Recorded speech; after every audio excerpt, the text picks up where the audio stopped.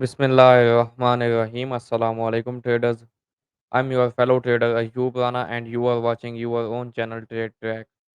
आज की वीडियो में हम गोल्ड को 2 अक्टूबर मंडे के लिए एनालाइज करेंगे। फर्स्ट ऑफ ऑल हम देखते हैं आज के दिन में हमारे पास फंडामेंटल डेटा कौन सा होगा।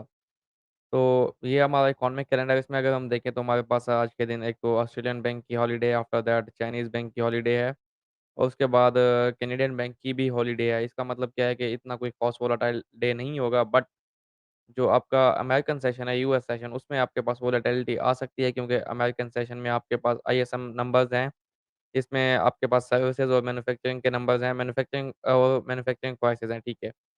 तो मैन्युफैक्चरिंग का डेटा जो है आपके पास आईएसएम मैन्युफैक्चरिंग पीएमआई ये 47.6 है, प्रीवियस है और कंसेंसस कंसेंसस जो है वो 47.8 का है। तो 47.8 अगर आता है तो ये पॉज़िटिव होगा, बट ये कोई इतना बड़ा डेटा नहीं है जो कि मार्केट में कोई ट्रेंड रिवर्सल डेटा हो। 30-40 पिप्स की इसकी इस डेटा की वजह से मूव आ सकती है। इसके बाद जो इम्पोर्टेंट डेटा है at 8 PM according to Pakistan time, वो है जी आपके पास फेडरल चेयरमैन जो है फेडरल चेयरमैन पोवेल की स्पीच है, जो कि इम्पोर्टेंट है इकोनॉमी के लिहाज से, क्योंकि वो वहाँ पे इकोनॉमी के लिहाज से भी बात कर सकते हैं और उसके साथ-साथ जो है वो इन्फ्लेशन के लिहाज से भी बात कर सकते हैं। तो उनके जो रिमार्क्स होंगे वो बहुत इंपॉर्टेंट होंगे, उस पे आपने नज़र रखनी है। तो चलते हैं हम चार्ट्स की तरफ। चार्ट्स में फ़र्स्ट ऑफ ऑल हम देखते हैं डॉलर इंडेक्स के चार्ट को। डॉलर इंडेक्स का ये 4 घंटे का चार्ट है। आपने वीकली एनालिसिस मेरा देखा होगा, उसमें मैंने आपको तफ़सील से समझाया है। अभी यहाँ पे देखें तो 4 घंटे का जो चार्ट है वो इस टाइम बुलिश है और इसका जो आप देखें लो है, ये लो और हाई यानी कि रीसेंट स्ट्रक्चर मैंने यहाँ पे मार्क किया हुआ है, ये इसका लो है एंड आफ्टर दैट ये इसका हाई है। अब जब तक ये इस लो को ब्रेक नहीं करता यानी कि इसके नीचे क्लोजिंग नहीं आती तो ये बुलिश रहेगा। बट अभी एट दिस टाइम इसमें क्या है कि रिट्रेसमेंट एक्सपेक्टेड है। रिट्रेसमेंट कहाँ तक आ सकती है उसको हम देख लेते हैं। अभी ये देखें येलो कलर की जो रेक्टेंगल मैंने मार्क किया है, यहाँ पे क्या है 4 घंटे का फेयर वैल्यू गैप है और उसके साथ-साथ यहाँ पे क्या हो चुका है कि 4 घंटे का स्ट्रक्चर शिफ्ट हो चुका है, यानी कि स्विंग पॉइंट ब्रेक हुआ है यहाँ पे। तो हम इसको 106.6 या 106.7 तक एक्सपेक्ट कर सकते हैं ऊपर, क्योंकि यहाँ पे 4 घंटे का फेयर वैल्यू गैप है, 3 घंटे का ऑर्डर ब्लॉक भी है इस एरिया में, तो यहाँ से ये फिर अगेन हमें डाउन मूवमेंट दे सकता है।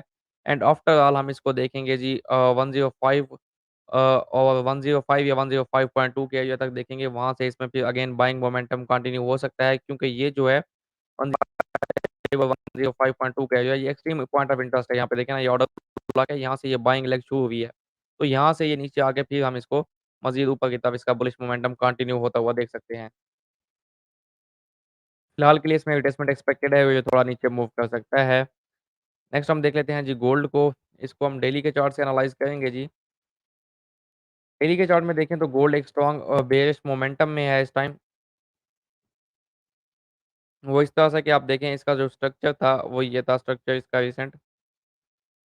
यहाँ पे इसका हाई था, ये हाई और ये इसका लो था। अब यहाँ पे इसने ब्रेकअप स्ट्रक्चर किया है तो रिसेंट हाई जो है वो आपका यहाँ पे आ गया 1953 के आस-पास, ठीक है। अब हाई तो बन गया है, बट लो को बनने के लिए, लो के कन्फर्म होने के लिए यहाँ पे एक पुल बैक ज़रूरी है, जो कि आपका इस प्रीवियस जो सेल की लेग है इसकी 50% या इससे ऊपर तक जा सकता है। तो हम इसको 1900 या 1920 के एरिया तक देख सकते हैं, यहाँ से भी आपको अच्छी सेल मिलेगी। तो अगर हम इसको 1920 या 1900 के एरिया तक देख रहे हैं, तो क्या हम इसको बाय कर सकते हैं? जी, आप इसको बाय कर सकते हैं, बट बाय में क्या है कि आपको रिस्क कम लेना है, चूँकि ये एक रिट्रेसमेंट ट्रेड होगी और बाय किन एरिया से करनी है वो भी हम डिस्कस करते हैं और उसकी कंडीशंस क्या होंगी बाय करने की उसको भी हम डिस्कस करते हैं, ठीक है? तो डेली में जो हमारे पास लेवल है सपोर्ट का बाइंग लेवल 1845 से आपके पास जो है 1824, ऑलमोस्ट ये आपके पास $16 का ये ज़ोन है। यहाँ पे क्या था, ये फेयर वैल्यू गैप था प्रीवियसली जिसको मार्केट ने ब्रेक किया, जो कि पहले रेजिस्टेंस था, अभी एज़ अ सपोर्ट काम कर सकता है, चूँकि यहाँ पे इस फेयर वैल्यू गैप को आप इन्वर्जन फेयर वैल्यू गैप कह सकते हैं। तो इस एरिया में अगर मार्केट आती है आज का यानी कि मंडे के दिन या फिर नेक्स्ट डे भी आती है, तो इस एरिया में अगर आपको 5 मिनट का चेंज ऑफ कैरेक्टर मिलता है तो आप इसको यहाँ से बाय कर सकते हैं। वो मैं आपको छोटे चार्ट में समझाऊँगा किस तरह से चेंज ऑफ कैरेक्टर होगा और आपने किस तरह से बाय करना है। तो बाइंग आपकी चल सकती है 1900 या आपकी 1920 तक, बट ओवरऑल ट्रेंड सेलिंग का है, इसलिए हम प्रेफर करेंगे सेल करना 1900 के एरिया से या 1920 के एरिया से, ठीक है? मज़ीद हम इसको देख लेते हैं 4 घंटे के चार्ट में।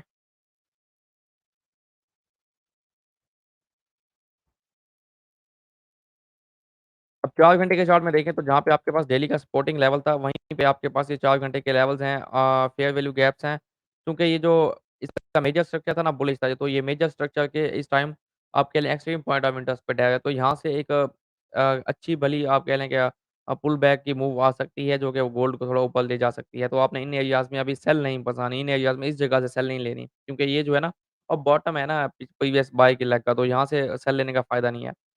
तो अब आपको वेट करना है या तो 1840 पे गोल्ड आपको कोई स्ट्रक्चर शिफ्ट दे 5 मिनट का चेंज ऑफ फैक्टर दे, तो यहाँ से इसको बाय करें फॉर 1871 और 74।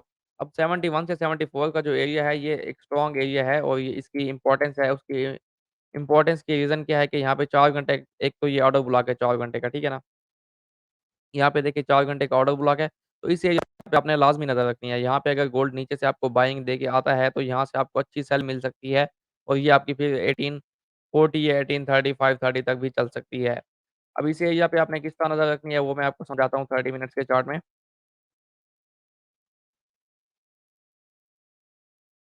ये है जी आपका 30 मिनट्स का चार्ट और इस टाइम जो 30 मिनट्स के चार्ट का रीसेंट स्ट्रक्चर है, वो ये है कि ये जो आपका हाई है, ये इस टाइम स्ट्रक्चरल हाई है 1879.9 यानी कि 1880 का ये स्ट्रक्चरल हाई है।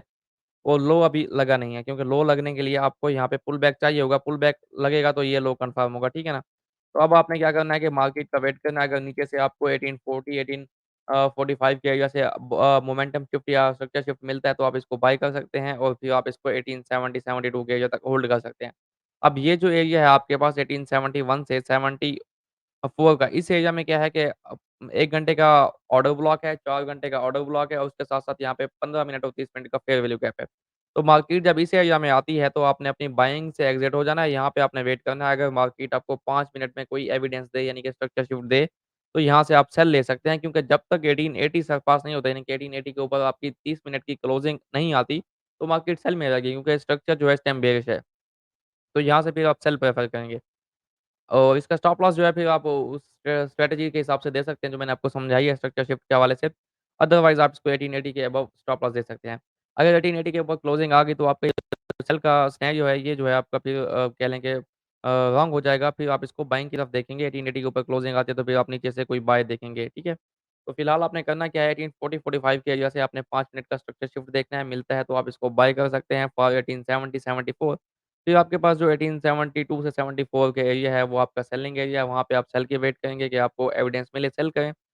और 1880 जो है वो आपका क्रूशियल लेवल है, 1880 के ऊपर 30 मिनट्स की क्लोजिंग आती है, तो फिर मार्केट जो है बाइंग में चली जाएगी। तो ये एनालिसिस है गोल्ड का, इस हिसाब से आप गोल्ड की ट्रेड कर सकते हैं।